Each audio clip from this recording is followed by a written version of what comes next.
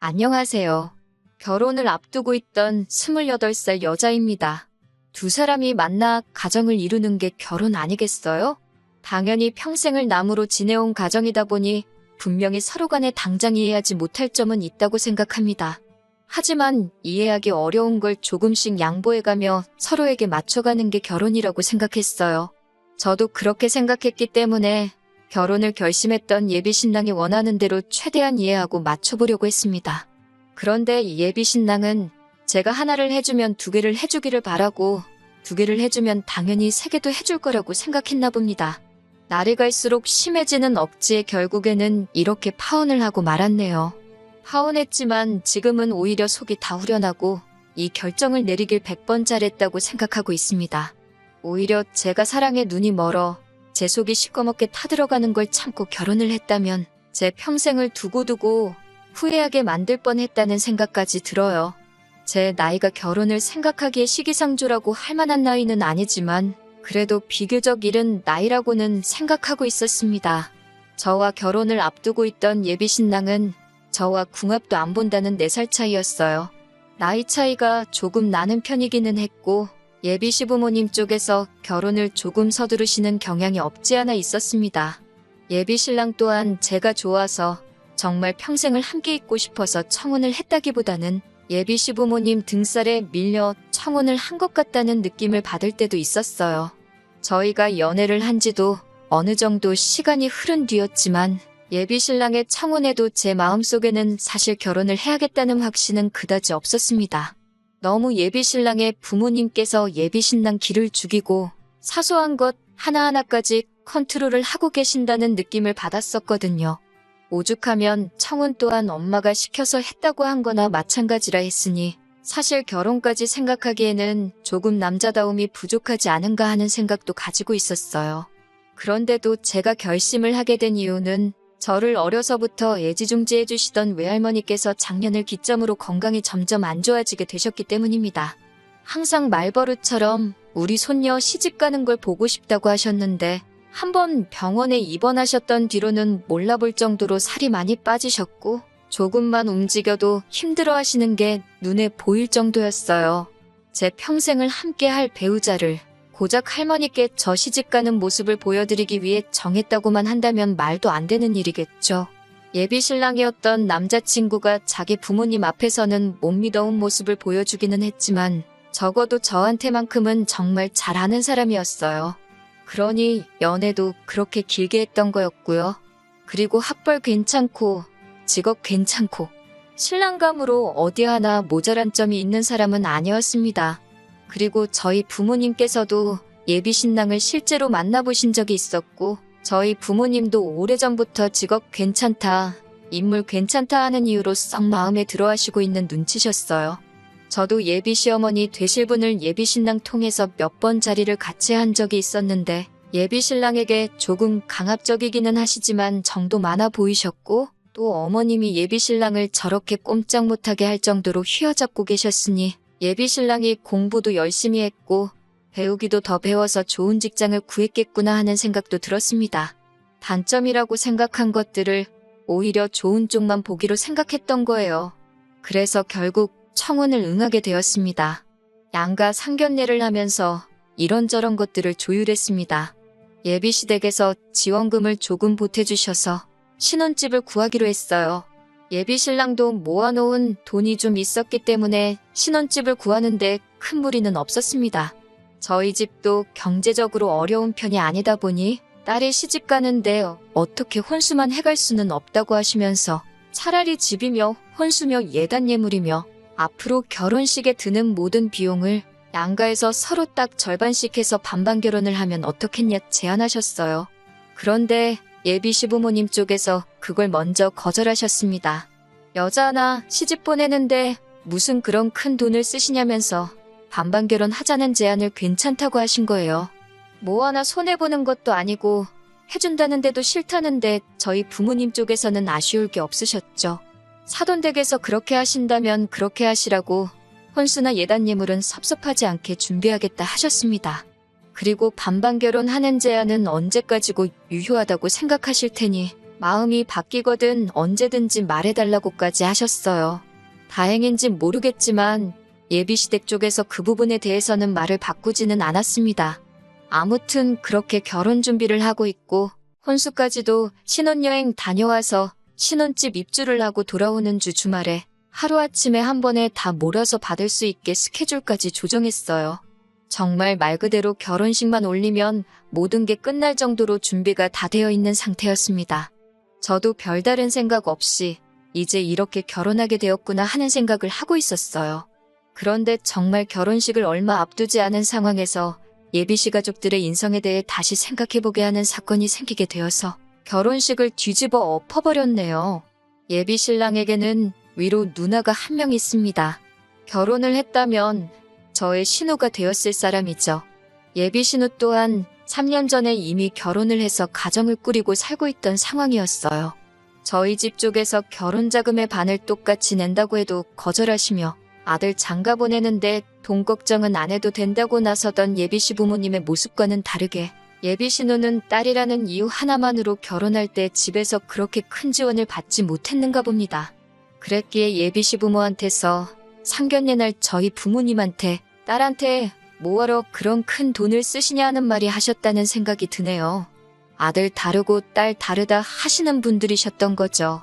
아무튼 그 예비 신우네가 이제 드디어 새로 집을 구해 이사를 나갔다고 집들이를 한다고 하면서 예비 시부모님이랑 예비 신랑을 부른 거예요. 저는 아직 결혼 전이다 보니 딱히 갈 필요를 못 느끼고 있었고 예비 신랑이 같이 갈 테냐 하는 물음에도 우리가 아직 결혼도 안 했는데 내가 거길 왜 가겠냐 하고 말았거든요. 그런데 그 다음 날 예비 시어머니한테서 전화가 와서 저는 이제 가족이나 마찬가지인데 제가 뭔데 그런 자리를 간다 안 간다 결정을 하고 있냐고 하시더라고요. 시가족 가족 행사에는 이제 며느리인 제가 다 참석을 하는 게 당연하다고 하시면서 말이죠. 아직 결혼식을 안 해서 그렇지 않느냐고 따지고 싶었는데 예비 신랑 말이 자기 어머니는 말대꾸하고 되묻는 거 세상에서 제일 싫어한다고 하면서 그냥 죄송하다 그러고 집들이를 같이 가자고 하는 겁니다. 솔직히 제 성격상 짚고 넘어가는 게 좋겠다 싶었는데 예비 신랑이 간곡하게 어머님 심기 건드리지 말라고 해서 아무 말도 안 하고 시키는 대로 했습니다. 솔직히 예비 신우가 새로 이사한 집이 저희 회사에서도 보통 먼 거리가 아니고 심지어 저희 집하고도 정반대 방향에 있는 곳이었어요. 저는 회사에서 반대 방향으로 예비 신우 집으로 갔다가 거기서 또 다시 집으로 가게 되면 대중교통을 이용해야 하는 제가 오며 가며 하는 데만 엄청난 시간을 낭비하게 되는 상황이었거든요. 꼭 짚고 넘어가서 제가 그 자리에 안 가도 되도록 확실하게 못을 받고 싶었습니다. 그런데 막상 거절을 하자니 저도 결혼식 앞두고 시어머니 되실 분과 트러블을 만들고 싶지도 않았고 예비 신랑의 누나인 신우를 실제로 만나본 적이 한 번도 없었으며 예비 신랑이 어머님과 저를 사이에 두고 중간에서 입장이 많이 난처해 보이는 게 불쌍해 보이기까지 해서 집들이 자리 한 번 다녀오는 게 어려운 일은 아니니까 한 번 정도는 군말 없이 원하는 대로 해주자 싶어 그렇게 하기로 했습니다. 그런데 마침 또 집들이를 하기로 한 당일에 급한 회사 일로 제가 야근을 하게 되어 약속한 시간보다 조금 늦게 가야 하게 되었습니다. 강제적인 야근인데다가 팀 전체가 잔업을 해야 하는 상황이었던 터라 상황 설명하고 혼자서만 빠져나올 수 없었어요.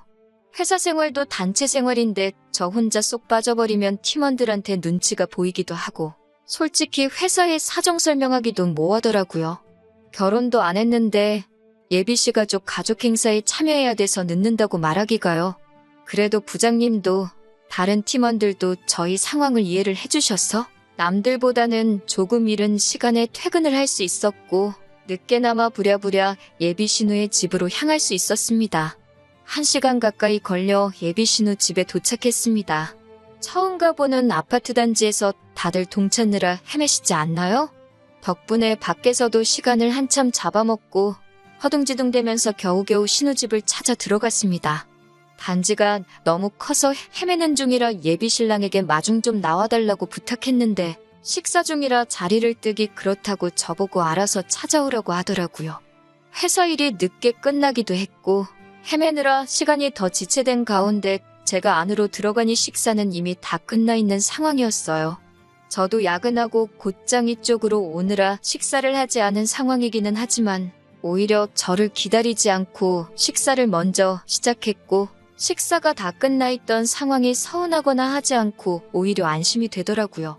그 늦은 시간까지 저를 기다리고 있었다면 밥이 정말 코로 들어가는지 입으로 들어가는지 모를 정도로 엄청 부담이 되었을 테니까요. 하지만 제가 다른 일도 아니고 회사 일 때문에 그런 건데 예비 신랑이나 시부모님이나 굳이 신우를 소개하는 자리를 신우 집들이가 아니라 다른 날로 잡아주면 되는 거지. 기어이 여기까지 부르셨다는 점은 조금 서운했습니다. 안 그래도 잔업도 있었고 식사도 못한지라 체력적으로 많이 힘이 드는 상황이었는데 예비씨 가족들 앞에다 두고 벌써듯 있어야 하는 자리가 정신적으로도 기가 빨리는 기분이었거든요. 어차피 제가 자리에 있든 없든 신우 집들이는 예정대로 진행을 했을 거였고 식사도 저 빼고 하는 자리였다면 차라리 다음 기회에 보자고 해줬다면 저도 참 배려받는 느낌이 나고 기분이 좋았을 거예요. 아무튼 예비 신우는 그날 처음 보게 된 건데 인상도 좋고 성격도 서글서글하니 참 좋아 보였습니다. 심지어 그 자리에서 예비 신랑도 예비 시부모님도 그 누구 하나 저한테 늦어서 피곤하지 않냐 물어본 사람 없었고 식사가 끝난 자리였지만 저한테 밥은 먹고 온 거냐 물어봐준 사람도 예비 신우밖에 없었어요. 정말 고마울 지경이었죠. 그런데 식사를 안 했다고 대답하기도 전에 어머님은 말을 틱틱거리시면서 늦어서 밥을 못 먹은 건 늦은 사람 복이지 않느냐고 하면서 당신들이 며느리 밥 먹는 거 기다려줄 군번이냐면서 예비 신우의 말을 잘라버리더라고요. 예비 신우가 제가 늦는다고 뭐 따로 덜어놓기는 했는가 본데 어머님께서 말을 그렇게 하셨던 게 솔직히 빈정이 상하기도 했고 그 소리 듣고 밥까지 먹으면 무슨 소리를 듣게 될지 안 봐도 뻔해서 솔직히 배는 조금 고팠지만 괜찮다고 했습니다. 솔직히 예비 신랑 휘어잡으시는 거 보고 여장부 스타일이라고 느끼긴 했었지만 그동안 결혼 이야기 오고 가면서 몇 번씩 따로 찾아뵈면서 잔정이 많으시고 좋은 분이라고 생각했는데 이건 뭐 제가 며느리 확정이 된 거나 마찬가지인 상황이니 이제 저까지 싸잡아서 휘어잡으시려고 하는 건가 하는 생각이 들었어요. 그런데 그것도 모자라서 시어머니는 자리에 앉는 저를 보자마자 어딜 자리에 앉으려드냐며 아버님이 식사 마치신 빈 그릇을 제 앞으로 들이밀면서 밥도 다 먹었으니 저보고 이제 상정리를 하라고 하시더라고요.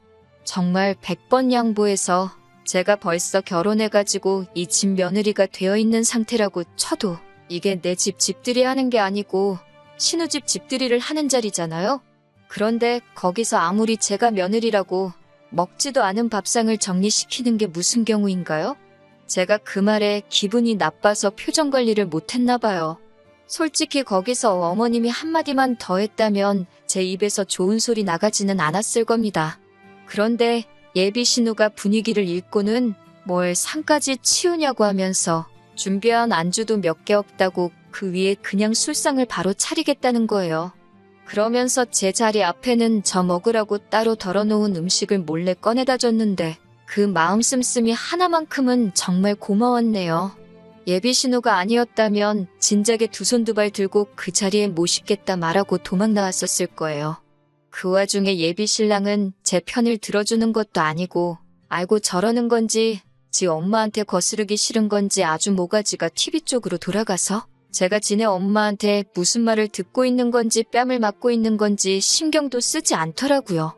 요즘 TV 프로 저거 재밌다면서 무슨 돌싱들 모아놓고 커플 만들어준다고 하는 연애 프로그램이었는데 그 꼬라지를 보고 있으니 속으로 너 그러고만 있으면 언젠가는 너도 그 프로에 나가서 새로 배우자 찾아야 할 날이 올 거야 하는 생각이 들었습니다.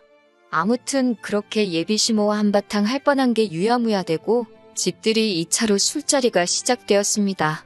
그런데 술자리가 길어지니 막차 시간이 다 돼가서 신경이 쓰이더라고요.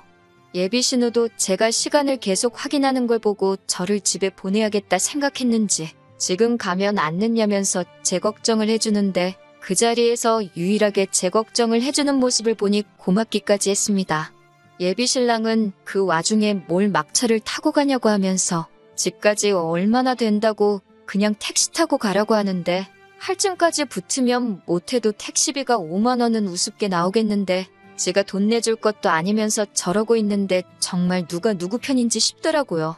차라리 야근 때문에 늦지만 않았으면 저녁 식사만 먹고 자리에서 일어날 수 있었을 텐데 늦은 내 잘못이다 생각하고 참았습니다. 그런데 이 차가 끝날 때쯤 잘 참아내고 있는 제가 그렇게 꼴보기가 싫었는지 아니면 제가 어디까지 참아내나 인내심 테스트를 하고 싶으셨는지 시어머니가 아주 끓고 있는 저한테 기름을 들이부어 주시더군요. 새벽 1시 반쯤이 돼서야 술자리에 신이 난 예비신랑하고 아버님이 고주망태가 되면서 집들이는 완전히 끝나게 되었습니다. 저도 더 늦기 전에 핸드폰으로 먼저 택시를 불러놓았습니다. 택시가 다 와간다는 알림을 받고 나서 저는 부모님도 걱정하시니 이제 그만 가봐야겠다고 하고 자리에서 일어났어요. 솔직히 아무리 제가 늦게 왔어도 새벽 1시 반까지 자리를 지켰으면 충분히 할 만큼 했다고 생각합니다. 그날 모임의 주인공이나 마찬가지인 예비신우도 아직 결혼도 안 한 사이인데도 새벽 한참 늦게까지 버티고 있던 저한테 미안해 죽으려고 할 지경이었으니까 말이죠. 그런데 예비시모는 그것마저도 모자랐나 봅니다. 저한테 가기는 어딜 가냐고 벌써부터 내뺄 생각을 하냐고 하면서 갈 거면 집들이 자리 뒷정리랑 설거지를 싹 해놓고 가라는 거예요. 아니면 여기서 자고 아침에 일어나서 뒷정리를 하고 가던가 말이죠. 세상에 제가 여지껏 들어본 소리 중에 가장 어이없는 소리였습니다. 방 3개짜리 집에서 어머님 아버님 한 방 쓰시고 예비신우랑 남편이 한 방 쓸 테고 그럼 남는 방 하나에서 아직 결혼도 안 올렸는데 예비신랑하고 저보고 지금 한 방을 쓰라고 하는 건가요? 그리고 애초에 자고간에 만회하는 말을 듣기 전에 제가 뭐라고 이 집구석 집들이한 걸 설거지까지 싹 해놓고 집에 가야 하나요? 예비신우도 그 말이 어이가 없었는지 제가 뭔데 뒷정리를 하라고 시키냐고 하면서 엄마, 도대체 왜 그래? 하면서 제 편을 들어주더라고요. 그랬더니 서열이 어쩌고 저쩌고 며느리가 어쩌고 신우가 어쩌고 하면서 감히 며느리가 늦게 와서 음식 준비하는 거 안 도와준 것도 욕을 한 바가지를 처먹어도 모자랄 판인데 그거 다 눈 감아주고 있더니 아주 시대갈기를 우습게 안다고 벌써부터 뒷정리하는 걸 내빼려고 한다고 하면서 자기가 다 늙어서 상점 모시고 살 일이 있냐고 하시며 지금 며느리 버릇을 확실하게 들여놔야지 안 그러면 시어미가 며느리 모시고 사는 꼴이 되지 않겠냐고 하면서 예비신우한테 지금 누구 편을 들고 있는 거냐고 따지셨어요. 신우면 신우답게 며느리 꼼짝 못하게 해야 하는 게 맞지 않냐고 하시면서 번지수를 잘못 찾았다고 신우를 나무라시더군요. 그날 처음 보는 예비신우가 저한테 잘해주기도 했고 제 편을 그나마 들어줬기에 사건 사고 만들고 싶은 생각이 없었어요. 특히 예비신우는 이 집에서 한동안 살아야 할 테고 괜히 제가 일 크게 만들었다가는 예비신우 입장에서는 이웃들 입방아에 오르내리게 될 테니 좋은 거 하나 없을 거 아니에요? 그래서 억지로 끓어오르는 화를 참고 있는데 예비신우가 그런 제 마음을 읽었는지 뭘 참고 있냐고 하고 싶은 말 있으면 다 하라고 참으면 병된다고 하더라고요. 그 말이 떨어짐과 동시에 예비시모한테 그날부터 쌓여있던 모든 것들을 한 방에 다 풀었습니다. 세상 어느 정신 빠진 여자가 결혼 전부터 이런 식모대우를 당하고도 이 집에 시집을 오려고 하겠냐고. 예비신랑이 남자답지 못한 것도 있지만 어머님 아들 결혼 목전에 두고 뒤엎어버린 건 제가 아니라 어머님이라고? 아들 혼삿길 망쳐놓으니까 기분 좋으시냐고 목청이 떨어져라 고래고래 소리를 질렀습니다. 아무것도 모르고 술 먹고 뻗어있는 예비신랑 주머니에서 지갑 꺼내다가 5만 원짜리 한 장 꺼내서 나왔습니다. 집까지 택시 타고 가는 거 내 돈 내면 아까워서 제 명에 못 살 것 같다고 하고 말이죠. 한참 어안이 벙벙한 표정으로 저를 쳐다보다가 아들 주머니 뒤져 돈 꺼내 나가는 저를 보고 저거 말하는 꼬라지 좀 보라며 저한테 달려들려는 예비시모를 예비신우가 탁 나서서 막아서 주더라고요. 덕분에 별 탈 없이 예비시월드에서 탈출할 수 있었네요. 다음 날이 돼서 이 상황을 아무것도 모르는 예비신랑이 도대체 무슨 일이냐고 묻길래 당신 어머니한테 물어보면 되는 걸 굳이 나한테 묻지 말라고 말하고 결혼이고 뭐고 내 눈에 흙이 들어가던 돌이 들어가던 앞으로는 없는 일이니까 두 번 다시 마주치지 말고 살자 했습니다. 그러니 그제서야 제 발목까지 붙잡고 늘어지면서 앞으로 자기가 잘하겠다고 하는데 애초에 너가 그날 그 자리에서 중간 역할 잘해줬으면 생기지도 않았을 일이라고. 그러니까 너무 너네 엄마 원망만 하지 말고 너부터 그 마마보이 기질 좀 고쳐먹고 살라고 충고해주고 자리를 떠났어요. 있을 때 잘해야지. 다 늦어서 후회하면 뭐하나요? 그리고 조금 시간이 지나서 예비신우를 만나게 되었어요. 솔직히 제가 많이 참아준 것도 고마운데 자기 엄마한테 그렇게 한마디 해줘서 속이 다 후련했다고 하더라고요. 제가 느낀 대로 예비신우는 그동안 딸이라고 동생인 예비신랑한테 항상 양보하고 포기해야 했고 차별을 받으면서 자랐나 봅니다. 자식된 입장에서 별일 아니라고 생각하며 참고 살아왔는데 마음속에 응어리가 져 있었나 봐요. 그리고 며느리 될 사람인 저한테 그러실 줄도 몰랐다고 하더라고요. 저야 이제 막 가족이 될 뻔한 사람이지만 평생을 같이 살아오면서 여자라고 자기 엄마한테 무시당해가며 살아왔으니 제가 어떻게 지내게 될지 눈에 보였다고 하네요. 가족이림에도 불구하고 같은 여자로서 제가 자기가 차별받아온 것처럼 당하고 있을 저를 생각하니 아무리 가족일이라도 제 편을 들어주고 싶었다네요. 그 이후로 바뀐 건 그렇게 마마보이였던 예비신랑의 어머님과 대판 싸우고 그 뒤로부터는 척지고 살고 있다고 하네요. 그 성격에 얼마나 그렇게 어머님 등지고 지낼지는 모르겠지만 제가 더 이상 신경 쓸 일은 아니지요. 적어도 10월드 입장권을 제 손으로 제 돈 내고 끊었다가 수수료 조금 들었지만 반품하고 유턴한 게 천만다행이라고 생각합니다.